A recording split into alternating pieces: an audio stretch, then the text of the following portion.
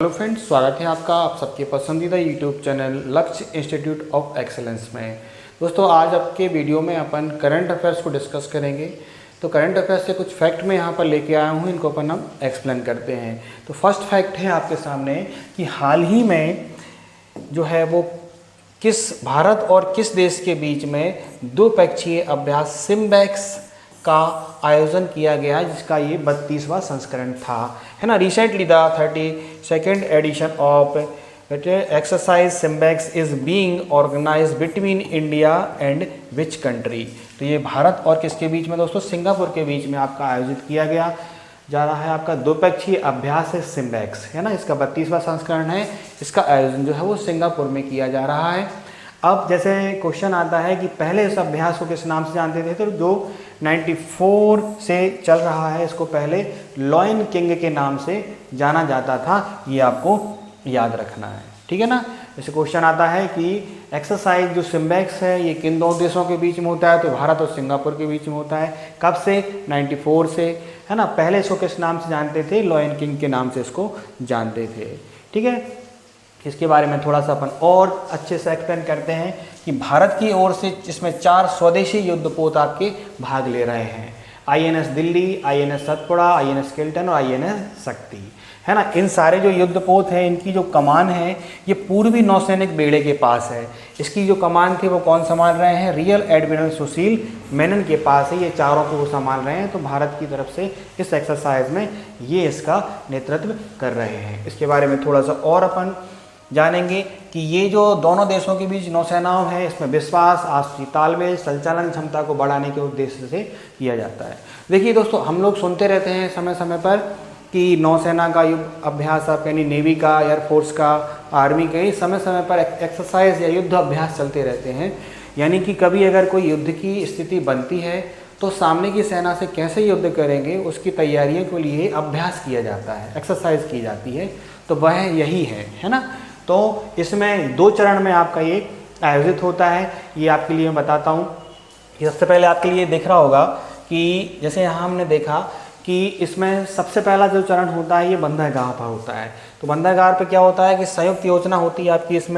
इसमें ये देखा जाता है कि आपका इसमें योजनाएं बनाना, जैसे कभी कोई युद्ध हो गया तो उसकी योजनाएं कैसे बनेंगी उसकी एक्सरसाइज की जाती है। वार्ताएं होती हैं, संस्कृतियों का आदान प्रदान होता है, ये बंदरगाहों का होता है। फिर समुद्र में भी ये एक्सरसाइज होता है, इसको सी फेस कहते हैं। इसमें समुद्र में जाकर युद्ध का अभ्यास, निगरानी, वायु व सतही संचालन और आपका रिसर्च और आपका जो होता है वो रेस्क्यू के बारे में दिया जाता है। मतलब सर्च करेंगे कि कोई अगर कोई सैनिक खो गया है या फिर कोई जहाज खो गया है तो उसको कैसे सर्च करेंगे, उसका रेस्क्यू करेंगे। तो इस तरीके का पूरा इसमें देखा जाता है, ठीक है ना। नेक्स्ट फैक्ट है आपके सामने कि हाल ही में किसे राष्ट्रीय वित्तीय रिपोर्ट प्राधिकरण के अध्यक्ष के रूप में नियुक्त किया गया है ना। Who has been recently appointed as the chairman of the national financial reporting authority. तो किसको चुना गया है दोस्तों? ये आपके नितिन गुप्ता जी हैं। इनके लिए ये चुना गया है। ये 1986 बैच के आपके भारतीय राजस्व सेवा, इंडियन रेवेन्यू सर्विस के अधिकारी हैं। यानी 1986 में इन्होंने सिविल सर्विस एग्जाम निकाला था। इनके लिए इंडियन रेवेन्यू सर्विस IRS मिला था। नितिन गुप्ता जी जो हैं, इनके लिए ये एक रिटायर्ड कर्मचारी हैं, अधिकारी हैं। तो इनके लिए आज की डेट से या तो 3 साल या इनकी 65 वर्ष आयु जो भी पहले हो जाएगा वहाँ तक इनके लिए इस पद पर नियुक्त किया जाएगा। ये आप याद रखेंगे। नेक्स्ट है, हाल ही में किसे HAL के नए निदेशक के रूप में नियुक्त किया गया है। Who has been appointed as the new director of HAL recently. HAL यानी हिंदुस्तान एरोनॉटिक्स लिमिटेड। तो ये किसके लिए चुना गया है दोस्तों? ये अजय कुमार श्रीवास्तव जी हैं, जिनके लिए इस पद पर चुना गया है। इनका इस पद पर चुना जाना जो है HAL में नेतृत्व परिवर्तन का एक आपका वो प्रतीक है। ये अजय कुमार श्रीवास्तव जी जो हैं, इनके लिए आपका ये चुना गया है। इनका 37 वर्ष का इनको एक्सपीरियंस है। इन्होंने कई कार्य किए हैं।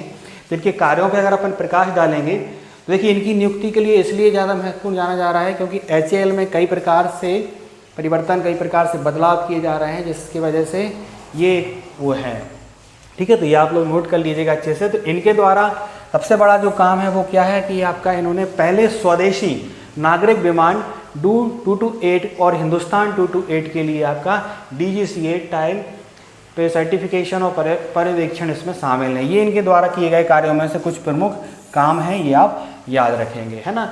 और ये आपके इसके कार्यकारी निदेशक के रूप में आपके ये कार्यरत थे, है ना।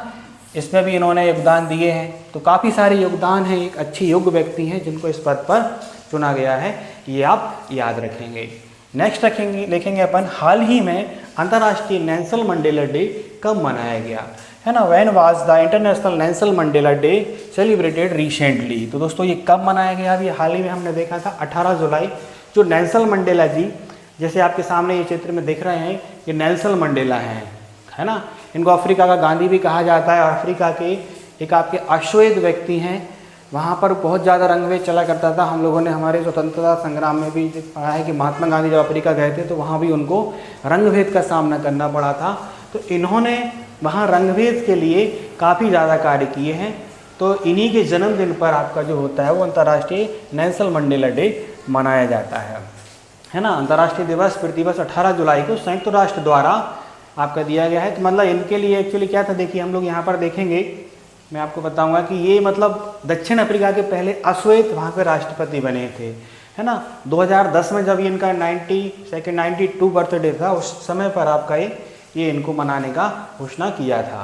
इसके बारे में थोड़ा सा अपन और जानेंगे कि नेल्सन मंडेला जो है वो दक्षिण अफ्रीका के जो थे वो आपके पहले आपके अश्वेत राष्ट्रपति थे, है ना। दक्षिण अफ्रीका में इन्होंने सदियों से चले आ रहे रंगभेद का विरोध करने के लिए इन्होंने काफ़ी कुछ कार्य किए और इनके लिए नोबेल शांति प्राइज़ मिला हुआ था। तो इन्हीं के जन्मदिन पर नेल्सन मंडेला डे मनाते हैं। ठीक है दोस्तों, ये अपन ने कुछ फैक्ट यहाँ पर डिस्कस किए, इनको आप लोग अच्छे से समझ लीजिए, नोट करिए। कुछ फैक्ट हम निकाल के लाते हैं और भी अपन इसको अच्छी तरीके से धीरे धीरे बढ़ते जाएंगे इसमें। तो सारे जो वीडियोस वगैरह मैं आपको डेली उपलब्ध करा रहा हूँ, इनको आप लोग पढ़िए, अच्छे से समझिए और इनको नोट करते रखिए। और अपनी साइड से खुद भी मेहनत करिए, न्यूज़पेपर पढ़ना, न्यूज़ सुनना।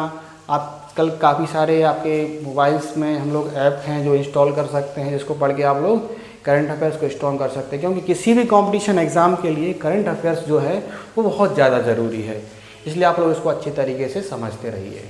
ठीक है दोस्तों, वीडियो आपको पसंद आ रहे होंगे, इनको लाइक करें, हमारे चैनल को सब्सक्राइब करें ताकि हम लोग जो भी अपलोड करें वो आप तक पहुंच सके। इसके लिए आप लोग बेल आइकॉन को दबाएं। Thank you.